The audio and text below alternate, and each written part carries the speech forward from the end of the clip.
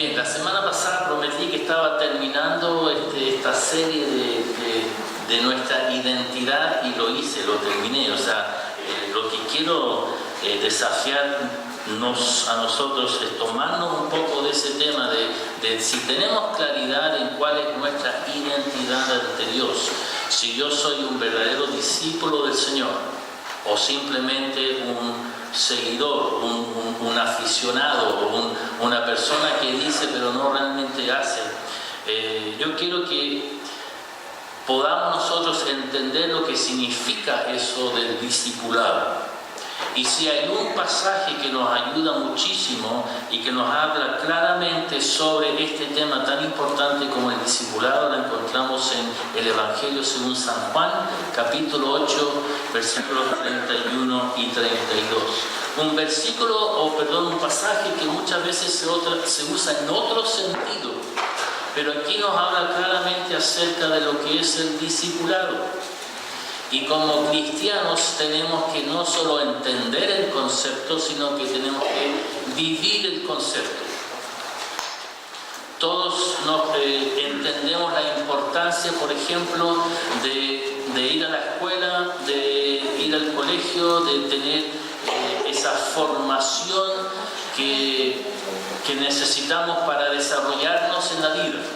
Y algunos aspiran a un título universitario porque quieren ejercer una carrera, y para poder ejercer esa carrera obviamente necesitan ser capacitados, necesitan entender los conceptos y poder entonces aplicarlos. Aquí tenemos en dos versículos mucho que nos habla acerca de cómo necesitamos, qué es el discipulado y cómo ponerlo en práctica.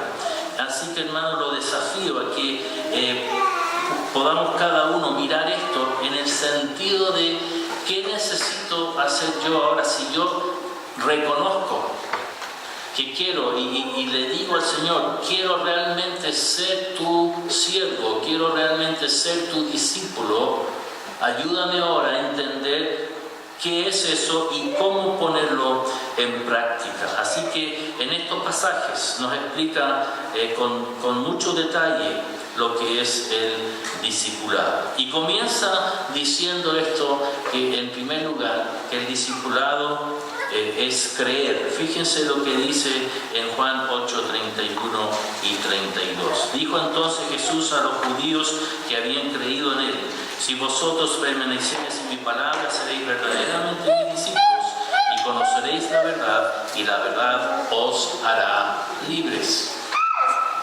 Por lo tanto, fíjense, dice que Jesús le habla a los judíos que habían creído en él. Por lo tanto, el discipulado comienza con el creer. Estos no son cualquier judío o cualquier persona, sino que los identifica como aquellos que han creído. Por lo tanto, nosotros podemos tomar esta palabra y aplicarla a nosotros mismos. Nosotros hemos creído en el Señor, por lo tanto tenemos que prestar oído a lo que Él está diciendo. Jesús le habla a los que han creído. Y el discipulado, por lo tanto, comienza cuando la persona cree que lo que Jesús dice es verdad. Si yo soy un verdadero discípulo, tengo que no solo creer, tengo que entender y aceptar que todo lo que Jesús dice es verdad. No tengo el derecho, el derecho de decir, me gusta esto, esto no, me cayó bien esto otro no me cayó bien. No puedo yo discriminar o dividir o separar las cosas de acuerdo a gusto propio. Si yo soy discípulo del Señor, tengo que aceptar y tengo que creer que Jesús, todo lo que Jesús dice es verdad. Entonces, comienza el discipulado con creer. Y cuando una persona acepta todo lo que Jesús dice acerca del amor de Dios, y comienza cuando una persona acepta todo lo que Jesús advierte acerca del pecado, y comienza cuando una persona acepta todo lo que Jesús dice acerca del significado o el propósito de la vida. No hay tema que se le escapa a nuestro Señor, no hay tema que se le escapa a la palabra de Dios. Quizás hay cosas que no se dicen en forma explícita, pero todos los temas a los cuales nosotros nos enfrentamos hoy en día tienen respuesta en la palabra de Dios. Y por lo tanto yo tengo que entender de que tengo que aceptar eso como verdad. Por lo tanto, el discipulado comienza con identificarnos con estas personas que están escuchando al Señor Jesús hablar. ¿Y cómo lo distingue Él? Son personas, son judíos que han creído en Él. Por lo tanto, creo en Él y acepto todo lo que Él dice. En segundo lugar, el discipulado es permanecer en la palabra de Dios. ¿Y qué significa? Porque dice ahí, si vosotros permaneciereis en mi palabra. Ahora, hay que entender un poco esto de permanecer en la palabra. Porque algunos podrían decir, bueno, ¿acaso no es seguir adelante o me quedo pegado, me quedo estancado? Permanecer, obviamente el permanecer implica otra cosa. Primero, el permanecer en la palabra es escuchar la palabra, pero escuchar la palabra en todo momento, estar con ese oído presto para que Dios me pueda hablar en todo momento. Y no es solo cuando estoy leyendo la Biblia, sino que la Biblia sí es palabra de Dios, pero también Dios me habla en otras instancias y me puede hablar a través de los sueños. Me decía, ya se puso pentecostal el pastor. Y amén por nuestros hermanos que reciben y que pueden interpretar los sueños. Nosotros le hacemos el quite, como que le tenemos miedo, pero es bíblico. Dios puede hablar a través de otras personas. Muchas veces alguien es instrumento de Dios y me está hablando y me está bendiciendo, aunque la persona ni siquiera lo sepa. Dios habla a través de las situaciones que están sucediendo alrededor de mi vida. Por lo tanto, yo tengo que prestar oído en todo momento. ¿Cómo es que Dios se está comunicando conmigo?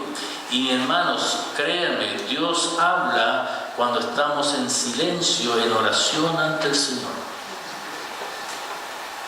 Muchas veces en la oración nos quedamos solo en entregarle nuestras peticiones, pero los desafíos es que también permanezcan un tiempo en oración en silencio y Dios les va a hablar, van a ser capaces de percibir lo que Dios les quiere decir.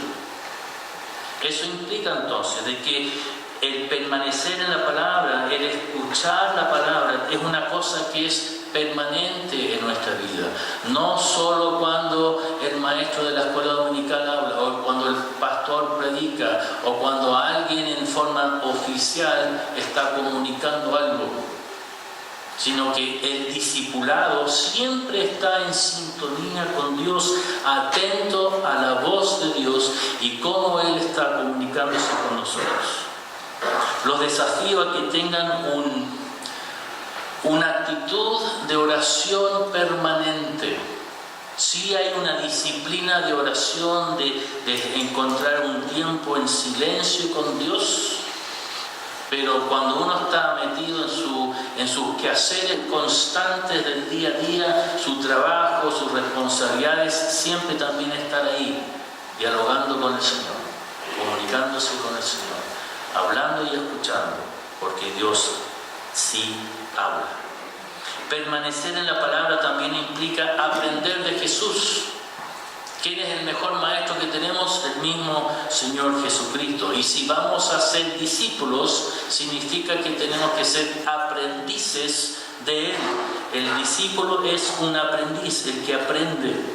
Por lo tanto, ser discípulo significa estar aprendiendo acerca de Jesús toda la vida, en todo momento y en todas circunstancias. Obviamente necesito yo familiarizarme con su palabra, con la Biblia, saber dónde encontrar enseñanzas sobre los distintos temas. Hay gente que tiene esa capacidad de memorizar muchos versículos, Y si usted no tiene esa capacidad, no importa. Lo que sí importa es que sepa dónde encontrar pasajes que hagan referencia a los distintos temas. Y eso es una muestra de que uno se ha ido familiarizando con la Biblia. Sé dónde encontrar tal cosa. Y así es una muestra de esa disciplina del estudio y de la disciplina del aprendizaje. Si voy a permanecer en la palabra, tengo que aprender de ella, tengo que permitir que Dios y el Señor Jesucristo me vayan enseñando a través de ella. Por lo tanto, tengo que no solo conocer la palabra, sino que tengo que conocer a la persona de Jesucristo. Y no me refiero en términos de salvación, sino que quién fue Jesús cuando estuvo aquí en la tierra, cuáles fueron sus enseñanzas, cómo ministró, qué fue lo que Él dejó en esas personas y que son relevantes hoy. Cómo se manifiesta la persona de Jesús a través de la palabra de Dios. Yo conozco a Dios siguiendo el ejemplo de Jesucristo. Después de todo, Él es la imagen del Dios invisible. Nadie puede ver al Padre, pero sí podemos ver a Jesús.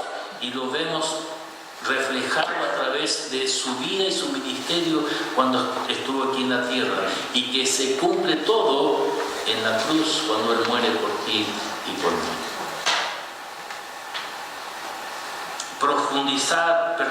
Permanecer en la palabra significa profundizar en las verdades de Jesús. Nadie lee las palabras o nadie escucha las palabras de Jesús una sola vez y las entiende. ¿Cuántas veces hemos tenido que volver a leer y repetir ese versículo o ese pasaje para captar la enseñanza? No sé si cuando ustedes estudiaron alguna vez le dieron algunos tips para estudiar mejor, y me refiero en general, cuando estuvieron en el colegio. Yo me acuerdo que me trataban de enseñar a leer más rápido usando una tarjeta en blanco para ir cubriendo las líneas de arriba de la hoja. Y uno va bajando la tarjeta a la medida que va bajando la lectura. Porque supuestamente la vista se distrae y empieza a mirar para arriba. Y uno empieza a repetir las mismas cosas. En cambio, la tarjeta en blanco va tapando las letras de arriba y uno va simplemente leyendo la línea que sigue. Otro tip era leer la primera oración de un párrafo, y eso le da la idea de qué es lo que viene después en el resto del párrafo, y uno va viendo si vale la pena leerlo todo o no. Cuando uno está haciendo investigación, obviamente uno no va a leer un libro, un montón de libros enteros, tiene que sacar lo justo y necesario. Bueno, ¿cómo saco? ¿Cómo sé de qué se trata un libro? Veo el título, veo los comentarios que se han escrito atrás, miro la tabla, el índice, para ver cuáles son los temas que se presentan. Empiezo a leer el primer capítulo, pero leo solo las primeras líneas de cada párrafo. Son indicios para que uno pueda ver si esta fuente me sirve o no me sirve. Pero son cosas que uno va aprendiendo para poder profundizar más en la enseñanza. ¿Qué hacemos con la palabra de Dios? Lamentablemente mucha gente lo deja ahí. Terminó el culto, llegamos a la casa, lo ponen en algún lugar para recogerlo el próximo domingo cuando vienen a la iglesia. Hermano, la Biblia es algo, un instrumento que tenemos, es la voz de Dios que nos ha dado para nosotros conocerle a Él. Por lo tanto, el poder permanecer en la palabra significa profundizar en ella. Úsenlo como un cuaderno, ráyenlo, anoten en sus márgenes. Me encanta, no está el hermano Edward, pero el hermano Edward siempre me recuerda después del culto, cuando yo predico algo sobre un pasaje que ya he predicado, el pasaje, ya he usado ese pasaje en otra ocasión. Me dice, en el año no sé cuánto usted predicó, y lo tiene todo anotadito en el márgen. Por lo menos sé que escucha el mensaje. Espero que aplique durante la semana, pero Le preguntaré después. Pero hermanos, hay muchas cosas que podemos hacer, prácticas, que son reflejos de una profundización en la palabra de Dios. Tenemos que familiarizarnos con ella y permitir que Dios nos hable y nos bendiga a través de ella. Y obviamente, hermanos, permanecer en la palabra implica hacerla propia, ponerla en práctica, porque después de todo, las enseñanzas del Señor Jesús son para que las pongamos en acción. No pueden ser meras temas o conceptos generales, sino que tenemos que saber vivirlas y practicarlas para que realmente podamos ver cómo Dios cumple su palabra en nuestra vida. Por lo tanto, el discipulado implica primero creer y también ahora el permanecer, como dice su palabra. Dijo entonces Jesús a los judíos que habían creído en Él: si vosotros permaneciereis en mi palabra, seréis verdaderamente mis discípulos.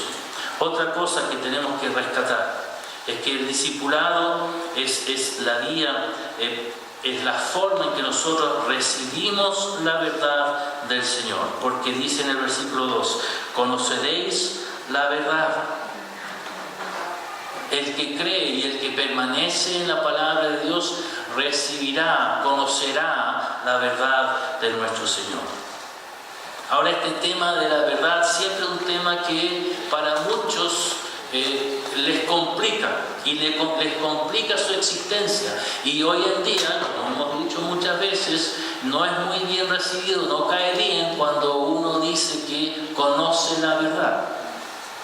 Y ustedes saben que vivimos en este tiempo postmoderno supuestamente, y una de las cosas por la cual se distingue el postmodernismo es que la verdad es relativa.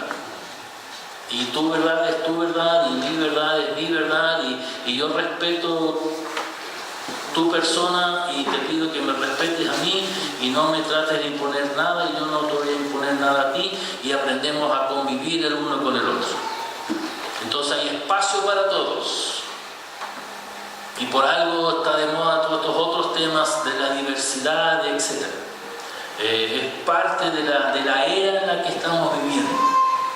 Pero si hay una respuesta que tenemos nosotros como cristianos, es la verdad en Cristo Jesús. Y es la única verdad. Y en esto no transamos. Entendemos, sí, de que hay que ser sabios en cómo lo comunicamos y cómo evangelizamos a otros, pero tenemos que entregar la verdad del Señor. Pero superemos ese primer concepto de la verdad, de conocer a Cristo como Señor y Salvador. Después, ¿qué hago como discípulo? ¿Cuál es la verdad que yo necesito? Y obviamente va a variar en cuanto a cada uno, de acuerdo a su realidad, de acuerdo a su necesidad, pero puede que necesites que se te revele cuál es tu propósito en la vida, qué plan tiene Dios para ti, cuál es el significado de tu ser, cuál es el significado de tu vida, o quizás necesitas tener claridad cuál va a ser mi aporte, cómo puedo servirte, Señor, cómo puedo yo estar a tu disposición, cómo me puedes usar para honra y gloria tuya. Obviamente tenemos que ir descubriendo esas cosas, pero siempre buscando esa respuesta a la luz de Cristo Jesús. Nunca podemos, como discípulos, separar al Señor de los propósitos que nosotros buscamos en la vida. Y nuestra vida, nuestro ser, solo encuentra significado, solo tiene significado en la medida que Dios se va revelando en nosotros y nosotros seamos capaces de seguir a Cristo Jesús en todo sentido. Solo así entonces tenemos claridad de la voluntad de Dios, solo así tenemos claridad en el tema valórico. Y este mundo hoy en día sí que tiene las cosas confundidas. Y nosotros entonces, obviamente, en la palabra de Dios y en la revelación de Dios por medio de Cristo Jesús, se nos aclara cuáles son los valores de Dios. Y obviamente se nos aclara cómo nosotros tenemos que ordenar nuestra vida y poner las prioridades como corresponde. El Señor siempre primero.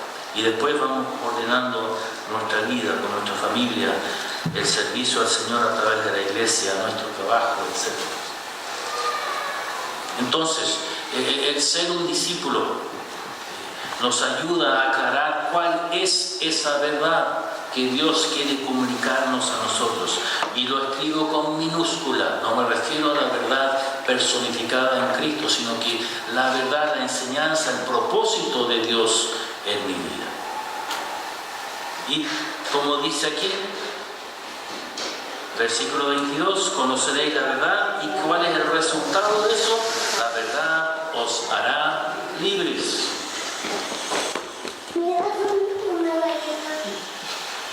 Todos queremos una galleta.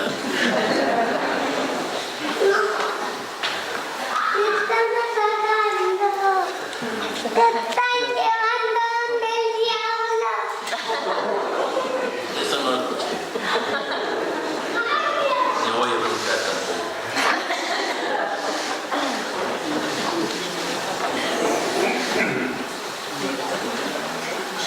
Ya me perdí. Estamos hablando de la libertad. Este tema lo voy a desarrollar en más profundidad la próxima semana, pero obviamente tenemos aquí esta promesa: la verdad os hará libres. Tómenle el peso a esa declaración. La verdad te hará libre. Por lo tanto, la pregunta obvia es: ¿qué es lo que te tiene preso? Quizás necesitamos ser liberados de nuestros temores. Y es algo normal en la vida. Vivimos, lamentablemente, muchos viven y vivimos con temor, causado por distintas cosas. Pero en Cristo somos liberados de todo temor. En Cristo tenemos la confianza, la esperanza concreta de una gloria que nos espera. Por lo tanto, no hay cosa en este mundo que me pueda separar del amor de Dios. Eso me da a mí entonces una capacidad de enfrentar las situaciones, las condiciones, las circunstancias, las pruebas que puedan llegar. Por lo tanto, yo debiéramos todos ser capaces de enfrentar la vida con gozo, con alegría. Somos débiles, somos frágiles, lo entiendo, pero en Cristo tenemos libertad del temor. En Cristo somos libres de uno mismo. Nuestro pasado, nuestros problemas, ayúdenme ustedes, esas cosas que siempre, nuestros propios demonios, como dice la canción. Nuestras trancas, eso es lo que buscaba. Esas cosas que siempre están ahí y que nos debilitan y que muestran nuestra fragilidad, que muchas veces esas imperfecciones que no permiten, que son barreras para que podamos disfrutar de nuestra relación con el Señor. Cristo entonces nos libera de esas imperfecciones, de nuestras propias trancas, de nuestros propios problemas. Tenemos libertad de otros, no tanto que otros nos dominen, pero nos dejamos muchas veces llevar por el qué dirán, el juicio del otro, el comentario del otro. Y en vez de ponernos la armadura del Señor, dejamos que todas esas cosas nos afecten. Hermano, que les refalen los comentarios, no importa. Estamos en las manos del Señor y debiéramos vivir liberados del comentario, del juicio, de la mirada, de la mueca de otros. No se deje guiar y no viva su vida de acuerdo a lo que otros puedan pensar de usted. ¿A quién servimos? Al Dios Todopoderoso, al único Dios real. Entonces, ¿qué importa qué dicen los demás? Y obviamente somos liberados de nuestro propio pecado. Eso sí que es algo de la cual tenemos que siempre estar agradecidos. Eso es lo que nos arrastra a la condena. Pero en Cristo Jesús hemos sido liberados. Hoy día volvíamos a aprender en clase la terminología, la redención. ¿Cuál es la redención? ¿Qué significa redención? No me dejen mal, alumnos. ¿Qué significa la redención?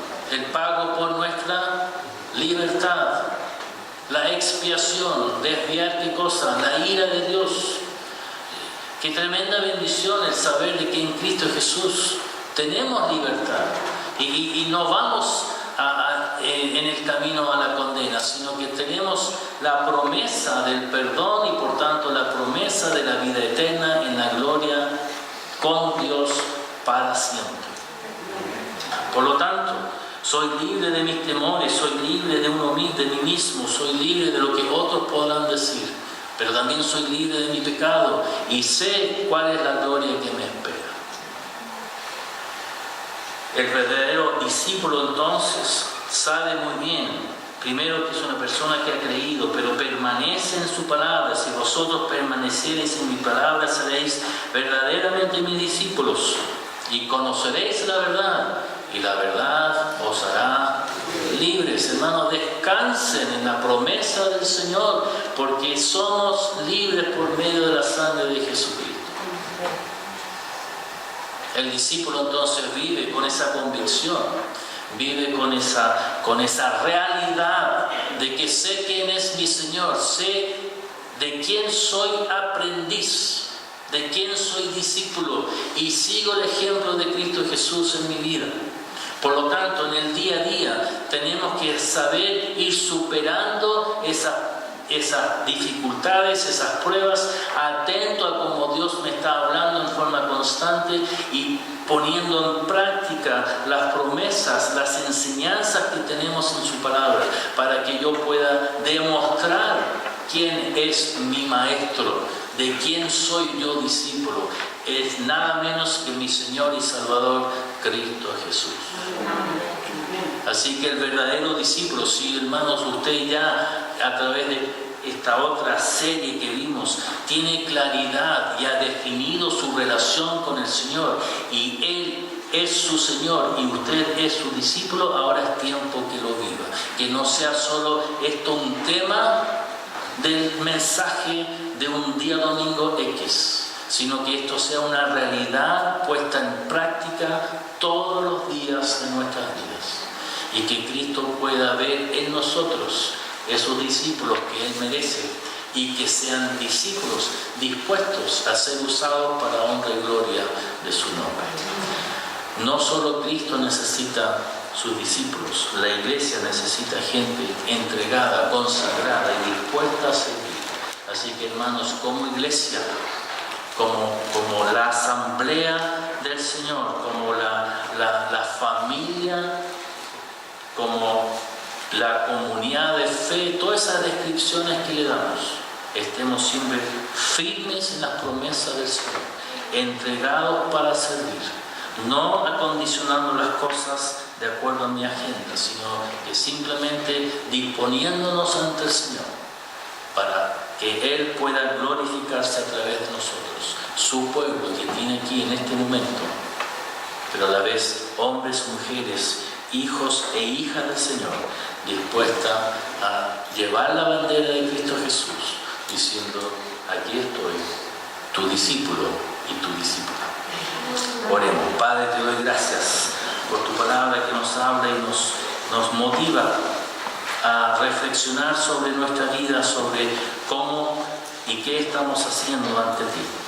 Oh Señor, pido por cada uno de mis hermanos que podamos tener esa capacidad de escuchar tu voz en todo momento, en toda instancia, que sabiendo, Señor, de que tú estás pendiente de nosotros y quieres comunicarte con nosotros, que podamos profundizar en tu palabra, que podamos realmente aprender de ella y conocerte a ti más a través de ella, que podamos nosotros realmente liberarnos de todas esas cosas que nos sostienen, que nos atrapan, que impiden que podamos tener una relación real contigo, y que podamos disponernos para que tú nos uses, para que tú nos bendigas y a través de nosotros muchos otros puedan llegar a conocerte a ti en forma personal. Gracias por lo que has hecho en nosotros, pero también gracias por esta invitación, esta motivación a buscarte más y a realmente ser discípulos, aprendices de ti, que estemos en esa constante búsqueda, en ese constante deseo de aprender, de crecer. Perdónanos por nuestras ofensas, pero más que nada por nuestro orgullo, pensar que ya lo sé todo. Oh Señor, gracias por la humildad que tú pones en nosotros y ayúdanos a que tú seas el que se glorifique en nuestras vidas. Bendice esta iglesia, Señor, y también no solo en lo personal, sino que también en lo colectivo podamos ser verdaderos discípulos tuyos, una iglesia sometida a tu voluntad en todo sentido y en todo momento. A ti toda la honra y la gloria y también nuestra gratitud. Pedimos esto en nuestro Señor Jesucristo. Amén.